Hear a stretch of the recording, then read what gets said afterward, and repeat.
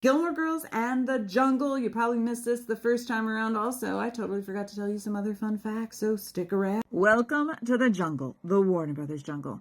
That pond is not really a pond. It's more like a concrete-lined ditch. Production would fill it with water anytime they needed to have a pond or a lake. If someone was being tossed in it, they would warm that water up. As far as that bridge dock structure, it was built, constructed, and moved into place whenever they needed. And yes, it was the same exact place that we pushed Jess into the water. See what I mean? I totally forgot to tell you how we filmed this scene. Okay, do me a favor, go into the comment section right now and tell me where you think the camera is set up.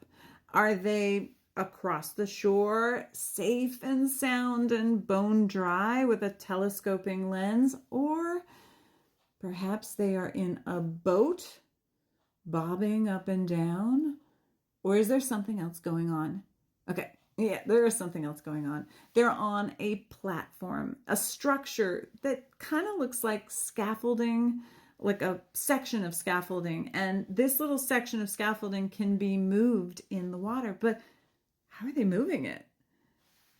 So several days before we shoot a scene like this, the department heads will come to production and they will request certain things like waders and wetsuits. And any person that's going in the water will have access to that material. And usually the costume department is the one that helps them get that.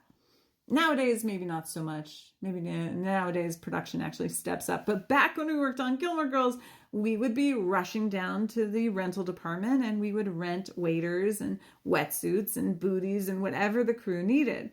I never had to go in the water because luckily we didn't have a reason to have to go in the water. But anyone from grips, electrics, camera, sound, the boom guy sometimes would be in the water, props, maybe even the greens person because they might have to like move some of the greenery that is set up in the water.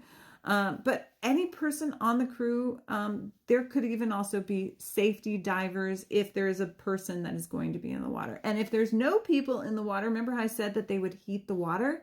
They would only heat the water if an actor was going in the water.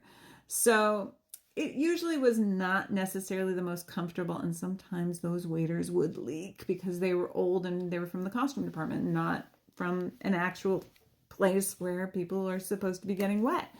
Okay, what other fun facts can I tell you about this scene? If you have any questions, please don't hesitate to ask. And if you have not followed me on all of my social media platforms, please do that. It really does help me make more creative content for you.